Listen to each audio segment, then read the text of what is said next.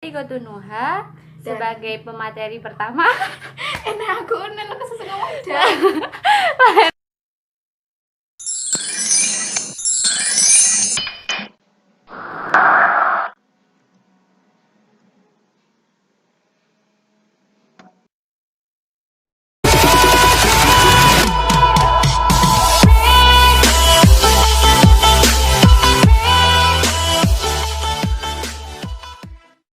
Assalamualaikum warahmatullahi wabarakatuh. Kami dari Kampus Inaivas Kencong, Prodi PGMI semester 4 akan mempresentasikan mata kuliah Strategi Pembelajaran MI atau SD dengan judul model pembelajaran tim kuis serta penerapannya dalam pembelajaran MI atau SD.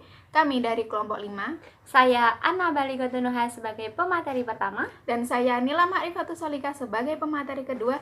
Just keep on watching, jangan lupa subscribe, like, comment, share, dan jangan lupa pencet tombol lonceng. Bye-bye. Saya sebagai pemateri pertama akan menjelaskan tentang strategi pembelajaran MI atau SD, model pembelajaran tim kuis serta penerapannya dalam pembelajaran MI atau SD. Banyak model pembelajaran yang telah dikenal guru, akan tetapi bagaimana menggunakan suatu metode dengan pendekatan keterampilan agar dapat menunjang siswa belajar aktif masih menjadi problem. Hal ini akan menggambarkan titik tolak dalam peninjauan diagram yang menggambarkan hubungan antar beberapa metode yang dianggap cukup penting dalam pengaturan cara belajar. Nah, dalam makalah ini penulis akan memaparkan metode yang dapat digunakan dalam proses pembelajaran di kelas, yaitu tim kuis yang akan dijelaskan secara terperinci dalam penggunaannya. Tim kuis. Nah, seperti apakah model pembelajaran tim kuis? Model pembelajaran adalah pola yang digunakan sebagai pedoman dalam merencanakan pembelajaran di kelas maupun tutorial, sehingga dapat disimpulkan bahwa model pembelajaran dapat diartikan sebagai suatu pola atau kerangka konseptual yang dapat dipergunakan dalam merancang bahan-bahan pembelajaran serta membimbing aktivitas pembelajaran di kelas atau di tempat-tempat lain yang melaksanakan aktivitas pembelajaran. Model pembelajaran tim kuis. Model pembelajaran tim kuis merupakan salah satu model pembelajaran aktif.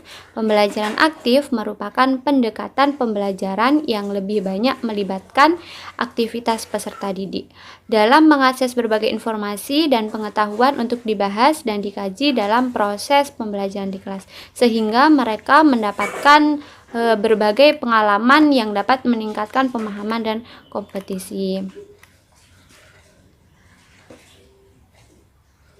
Dalam menyelesaikan tugas kelompok, setiap siswa saling bekerja sama dan membantu memahami suatu pelajaran. Hal ini sesuai firman Allah Quran Surat Al-Ma'idah ayat 2, yaitu wa ta'awanu 'alal birri wat taqwa wa la ta'awanu 'alal ismi wal 'udwan wattaqullaha innallaha syadidul 'iqab, yang artinya dan menolonglah kamu dalam mengerjakan kebajikan dan takwa, dan jangan tolong menolong dalam berbuat dosa dan pelanggaran, dan bertakwalah kamu kepada Allah, sesungguhnya Allah amat berat siksaannya.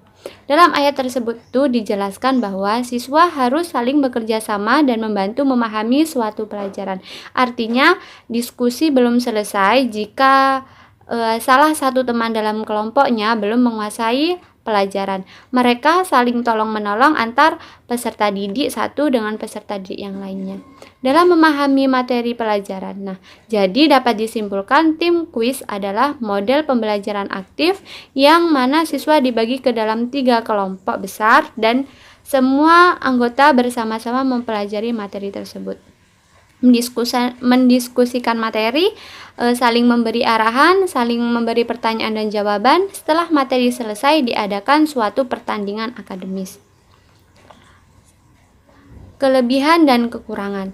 Kelebihannya yang pertama dapat meninggalkan kebosanan dalam proses belajar, mengajak peserta didik untuk terlibat penuh dalam proses pembelajaran, menumbuhkan partisipasi aktif di kalangan siswa, juga meningkatkan pemahaman peserta didik terhadap materi yang dipelajari dalam proses pembelajaran, juga membangun keberanian dalam diri peserta didik, mengeluarkan pendapat, sikap, dan aspirasinya. Untuk meraih makna belajar melalui pengalaman langsung, juga menambah semangat dan minat peserta didik. Yang terakhir, siswa dapat belajar bersikap toleran terhadap teman-temannya. Itu kelebihannya. Dan kekurangannya, yang pertama, memerlukan kendali yang ketat dalam mengkondisikan kelas saat keributan terjadi. Yang kedua, hanya peserta didik tertentu yang dianggap pintar dalam kelompok tersebut, yakni bisa menjawab soal karena permainan yang dituntut cepat dan memberikan kesempatan diskusi yang singkat. Yang ketiga, menggunakan metode tim kuis secara terus-menerus akan menimbulkan kebosanan. Selain itu, waktu yang digunakan untuk mempersiapkan metode pembelajaran ini membutuhkan waktu yang lama.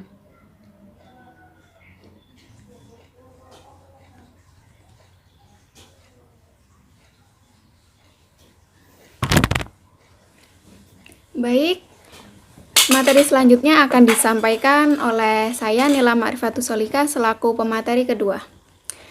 Bagaimanakah penerapan tim kuis dalam pembelajaran MI atau SD? Nah, yang pertama, di dalam penerapan itu pasti ada langkah-langkahnya. Yang pertama ada prosedur. Yang pertama, pilih topik yang dapat disajikan dalam 3 segmen.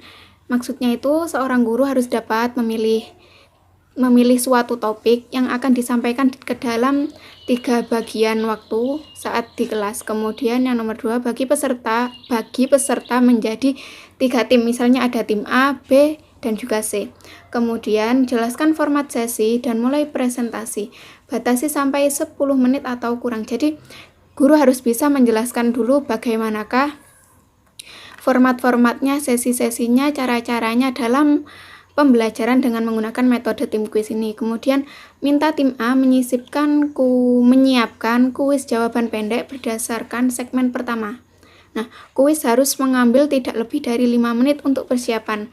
Nah, di sini keuntungannya bagi tim B dan C adalah menggunakan waktu ini untuk dapat meninjau catatan mereka kembali.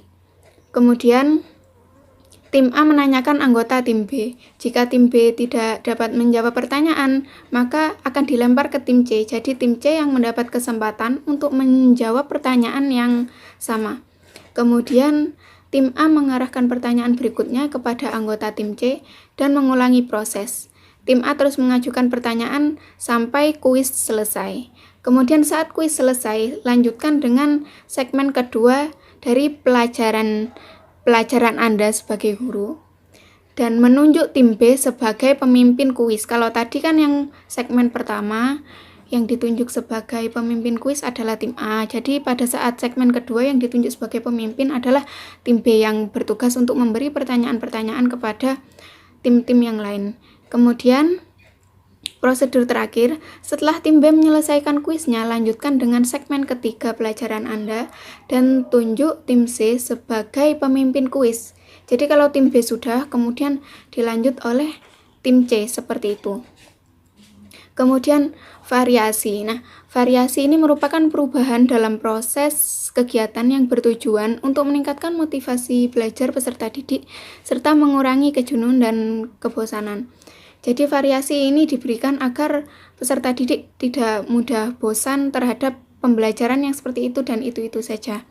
Yang pertama, berikan kesempatan kepada tim untuk menyiapkan pertanyaan kuis dari yang mereka seleksi ketika mereka menjadi pemimpin kuis.